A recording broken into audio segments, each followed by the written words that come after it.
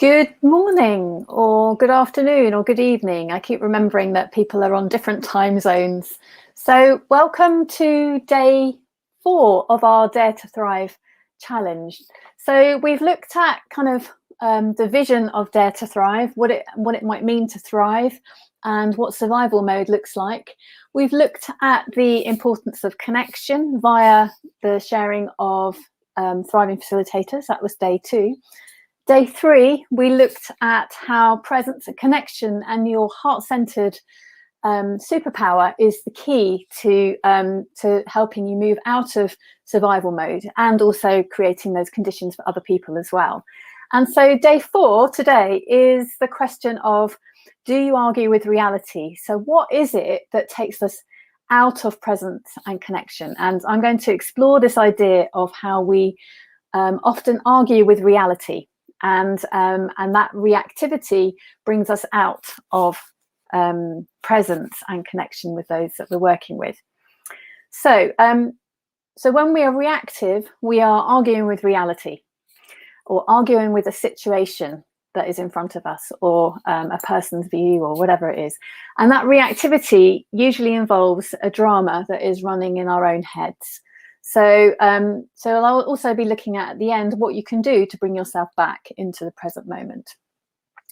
So as heart-centered facilitators and practitioners who want to work in dialogical ways with communities in responsive and with responsivity and presence, this is a key area for our growth.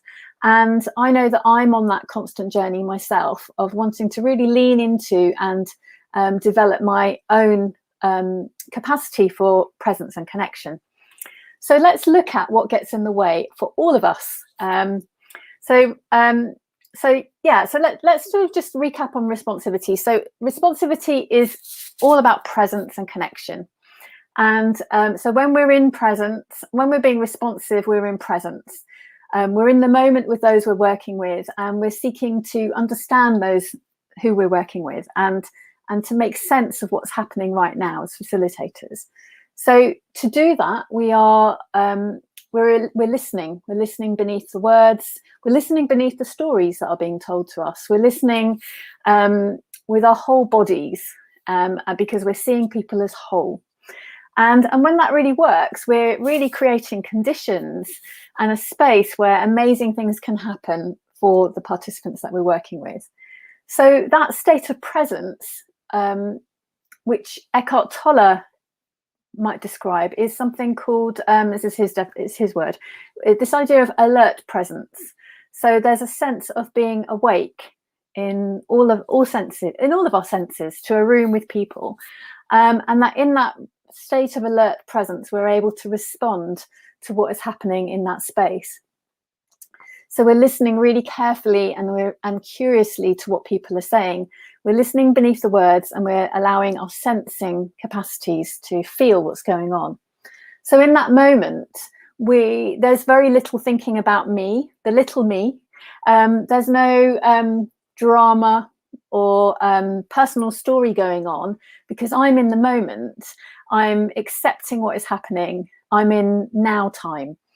So this is something that we're working towards, and this is something that I describe in the connect stage of the Thriving Facilitators Roadmap. And we go into it there's more detailed milestones within the membership. And ultimately, that we're working at how we can stay there when we get into what I identify as stage 5, which is challenge, or stage 4, which is challenge. So how can we stay in that place when we're challenged? And I guess that's what we're looking at today. So when we're challenged, we've become reactive. And when we become reactive, it's because we have a drama running in our heads. So that drama that we've got, the story that I've got in my head, is now running in parallel to the now time. And that's usually caused by fear of some kind. So whether that's a need to control the circumstances that I'm in because I'm not comfortable with it as it is, or a clash of views that are threatening my values and my higher purpose, whatever the situation that is happening, or my fear for someone's well-being, whatever is happening, that comes back to fear. So if you're here, do say hello. Hello, I've just noticed. I've just seen hello, Radu. Hi, Melissa. Hi, Ali. Hi, Vash. Hi, Terry. Hi, Henry. Good to see you. Good to see you. So yeah, just let me know how you're hearing what I'm sharing with you, because that helps me. So when we get reactive, we risk falling out of presence and connection. And when we're feeling reactive, we're starting to feel that we're not okay in this situation. So our nervous system is becoming, I don't like the word triggered. It's becoming it's activated. We're gearing up for a level of fight, flight, and freeze. So, or freeze, or in other words, in how that might manifest itself in a space, it might be that we're starting to feel defensive, or we've got a sense of righteousness. I'm right and you're wrong. So you could say they're versions of fight, or you might be thinking that you wish you weren't there. I wish I wasn't here in this moment. So there's a kind of sense of flight going on there. Or it might be that you're kind of frozen and you're like, I don't know what to say now. I don't know what to do. And you're feeling that freeze feeling in your body. So it can, when we're having that present feeling response in our bodies, it can feel like it's happening in real time, in the here and now, because you've got the bodily sensations happening here and now. But quite often you're not quite in the now. Because if you were in the now and there was a lion at the waterhole about to kind of come and eat you, you would be in alert presence and you would be getting the hell out of there, because that would be what your body is designed to do. But quite often when we have come out of the present moment via our imagination, so there is no actual lion there, and it's our thinking that's telling us that we're in threat of some kind. We've still gone into a survival state, but it's come via the imagination. So reactivity is a form of arguing with reality. But I just want to say it's kind of I think everything I've shared, I keep saying it's a continuum state. So it could be that arguing with reality, with what is, could be procrastination. It could be me kind of putting off planning something because I'm avoiding facing what's going to happen next. So it could be procrastination, or it could be something more major. Or more, I don't want to say that's not major, because that could be major for someone, but it could be something that also happens on a quite strongly emotional level as well. So I'd like you to consider that when you feel reactive at any point, even just that sense of sort of resistance, there's an element of you that's arguing with reality. And I want to credit Byron Katie for the phrase arguing with reality. And I'm going to talk through a process now that is very, very similar to some of the stuff that she does in the work. So if you're like me, you probably find yourself frequently arguing with reality. And so the idea is that she's sharing is that the only time we really suffer is when we argue with a thought, when we argue with what is. So my daughter's bedroom should be tidy. My stepson should stop being nocturnal and staying up all night, keeping me awake. My son should not be on the computer all the time playing games. If only you fill in the gaps. If only this was not the case, then things would be different. Whatever that is. If only COVID wasn't here, then my life would be okay. So we engage in this kind of argument with reality on many, many levels. And I'm hoping that maybe you can have a think about that as you go through your day. You know, to what extent am I arguing with reality in this moment? And I think when that's happening, there's an expectation that things would be different. If I could just argue the case better, then things might be better, and then my life would be okay. So, I've probably done this all my life, but in my last job, I was running a big department with 30 odd staff and hardly any budget, and they were slashing budgets, and there was all sorts of stuff going on. But I was like a crusader. I was determined that I was going to find a way to fix things and to make things work for everybody. And so I did. I took that on. I very valiantly took on the reality, the circumstances that were there in the university, and I was in fighting mode, and I defended the right for courses and supported staff and did all of that. And I gradually got more and more tired and more exhausted. And because there were a huge amount of circumstances within that big ocean liner of an institution that I worked for that were not going to change, not by me. I did my bit, and I like to think that I did my bit to help to create better conditions in some ways. But I couldn't at the time accept that that was enough. And I think the other thing I want to just draw attention to there, which I'll come back to later, is that when we are arguing in that kind of reactive way, often we think it's just us, and yeah, we are very limited in terms of what we can achieve on our own in that way. So, but in those dramas, those little stories that we start to tell ourselves, we kind of start to convince ourselves that if we believe it hard enough, then it will happen.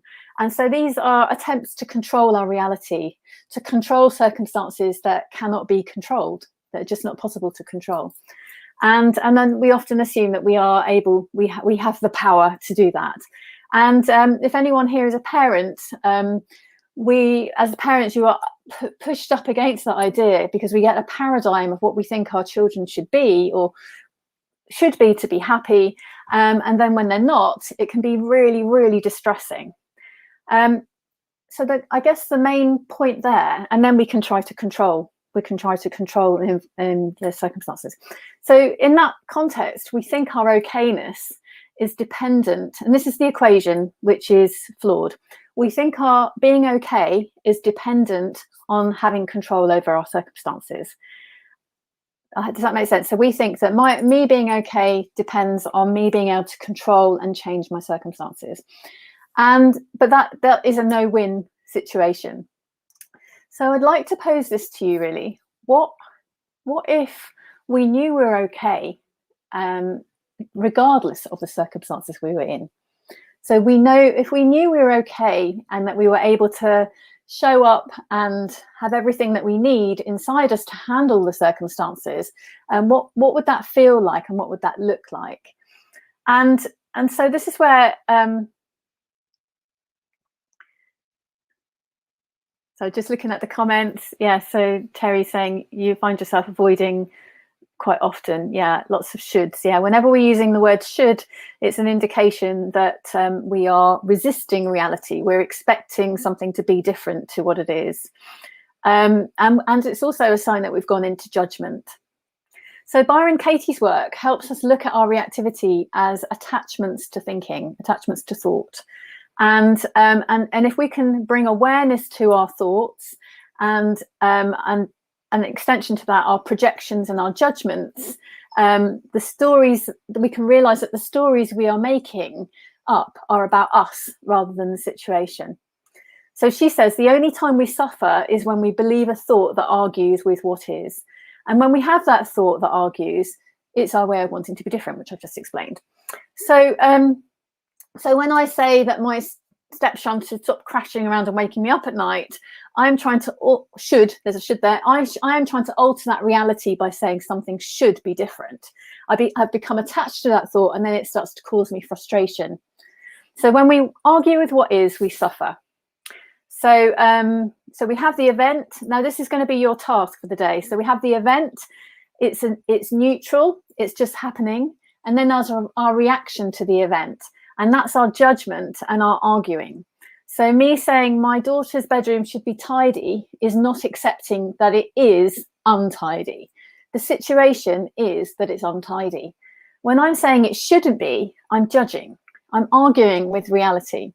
So within that judgment, there's a sense that I know what's best for my daughter.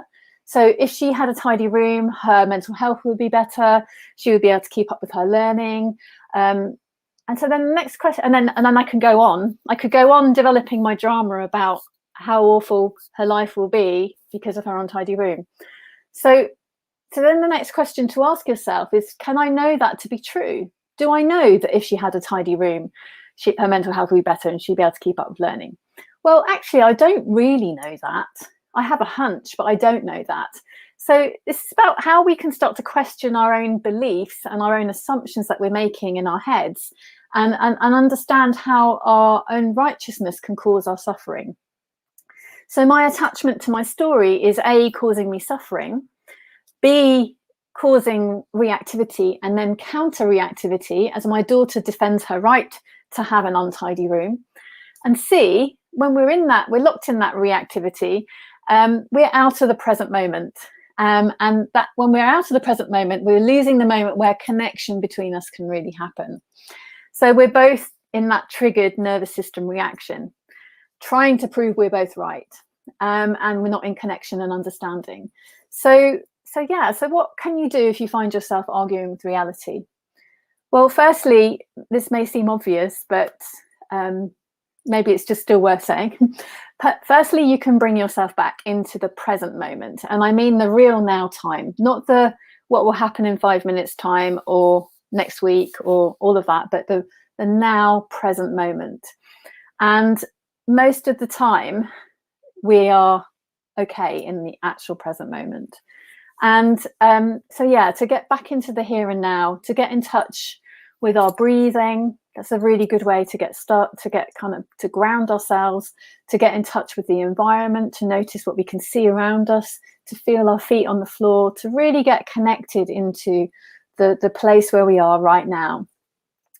And importantly, when we're with people, to notice those we're with, to get connected and get curious. And for me, when I feel anxious or caught up in my own story, the one way out of that for me is to start making connection with people, and to start listening and noticing. So we're going right back to that where we started with the responsivity and presence, is to what do you see and hear? What do you hear beneath the words? What can you without? So at that point, we're without thought as much as possible. And I just wanted to also share a couple of things. If you are sort of struggling in a situation, that might be kind of an ongoing situation, there's 3 things you can do there, which kind of links to what I've just been saying. So the first thing is to acknowledge the feeling and the difficulty, and acknowledge that you are okay and that you have everything you need to handle this, even if it feels difficult. The second thing is to get grounded in the now, just as we're saying, because when we're settled and our nervous system isn't triggered and we are in that presence and connection, we have access to a huge amount of wisdom and creativity to know what to do. And then you can make choices. You can decide to get out if you need to, or you can make choices from a place of wisdom rather than reactivity. And then the other really important thing, which brings me back to my kind of my situation I found myself in at work, is realizing that your problem is bigger than you. So the problem out there that it seems is actually bigger than you, that actually you alone are not, it's not for you alone to solve that big problem. You can do your bit, and there's a level of acceptance of that is needed, but actually it's not all on you. And I found that really, really helpful for me to know that even in situations as a parent, when I'm facing really difficult situations, that's not all on me either.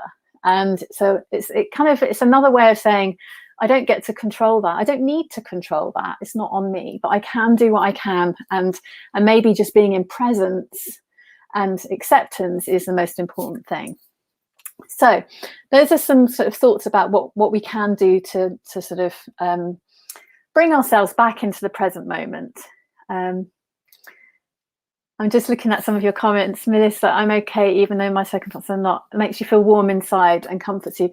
I'm so happy to hear that, Melissa. I'm really, really happy to hear that, because often we are carrying around that idea that we can't handle the moment, and actually just to know you can, because that's what we're designed for, just takes a whole lot off a whole lot of pressure off your mind. Yeah. Connect instead of flight. Yes, absolutely, Henry. That's where we're going. Yeah, excellent. Sometimes I can't be alone. Yeah, absolutely. You know what you need, and if you know that you don't want to be alone, then it's about finding ways to increase our network of support, because we don't need to do all of this on our own. And that, as I was saying yesterday, that is part of our kind of, we're also designed to connect with others. So yeah, absolutely. So it's working out what we need there. So the homework for today, why am I calling it homework? The task for today is to really kind of lean into this idea of it's a version of Byron Katie's The Work, but I've made it really much more simple. That actually really, once we realize we've had these moments of getting into reactivity, then we can kind of, after the event, take some time to sort of look at what's going on and to really question the beliefs and the beliefs that are sitting behind that. And Byron Katie says, this is yours. This isn't, again, it's coming back to, it's not what's happening out there. This is yours. And this is a wonderful thing as well, because every situation that we're in that causes us a challenge is an amazing place where we can grow. So I'd love for you to think of an example recently where you have argued with reality. And just literally break it down and write it down. So the first thing is, what is happening? What is the situation that caused your reaction? So it could be the untidy bedroom. So I've chosen a really simple example, but you can apply this to like anything. So what is happening? The second question is, what am I thinking? So what's my thoughts going on? And if there's a should in there, get that should out and get it on the paper, because this is a safe space for you to just like be honest and level with what you're thinking and what's going on. What am I feeling? What emotions are going through me? What's going on in my body? And then the crucial next question is, what am I believing? So what am I making this all mean? And it might be really, really irrational. We come up with all kinds of irrational thought processes and we create dramas about them. But this is why it's so great to put it down on the paper. So what am I believing about this situation? And then ask yourself, is this true? So my daughter should not have a tidy bedroom, should have a tidy bedroom so her mental health will be better. Is this true? And I might say, yes, it is true, actually, because research has shown that a less cluttered mind, blah, blah, blah, blah, blah. I could come up with a story about that. But actually, if I really ask myself deeply, is this true? Can I actually know that her life will be better with a tidy room? I can kind of go, well, no, I don't think I do know that, because I don't know what's right for my daughter. So it's, again, separating your judgment from someone else's reality, I guess. That's her reality. So you ask yourself, is this true? And then you ask yourself again, can I really know that this is true? And then I've added another question, which I haven't put in your workbook, which is, when you've done that work, this is a question that Byron Katie asks. She then says, is there a reason to drop the thought? And she doesn't say you should try to drop it, because I agree here. I don't believe that we should try and change ourselves. This is a more subtle process that is about a kind of a letting go that happens sort of beyond our cognitive brain. But if you can just ask yourself, can I see a reason to drop that thought? Well, yeah, I can see a reason to drop that thought. It doesn't make sense to me, actually. I'm focusing for my daughter, just to carry on that theme, on developing my presence and connection with her. That, for me, is the thing that's more important for her mental well-being. But you can see how, once you've kind of realized how these other things that we get hold of, we can kind of let them go once we've inquired into them. So your task today is to find an example where you're arguing with reality and go through that process, and let me know what comes up for you. I'd really love to know. So there isn't a live today. Oh, hello, Con, great to see you. And Con has Con, we've got some members here on the live today, and Con has just recently joined the membership, so really looking forward to finding you on Facebook, actually, so I can invite you to the members group. So send me a message, Con, and I'll invite you to the members group. So good to see you. So tomorrow there isn't a Zoom today, but I will be adding a Zoom onto the final session tomorrow. And tomorrow's session is the question, are you walking your walk? So really leaning into practicing your practice, living to your values, and we'll do a summary of where we've got to across the whole week, and there'll be time afterwards to have a chat with me in Zoom to kind of ask me any questions that you have. So thank you so much for listening. I hope it's really something useful in that for you. I'd love to know your thoughts. If you feel okay with posting something in the group about how this is, what you're seeing from this, I'm really looking forward to reading, seeing what you've put. Henry, I saw your post earlier, which I will respond to later. So take care, everybody, and have a lovely day.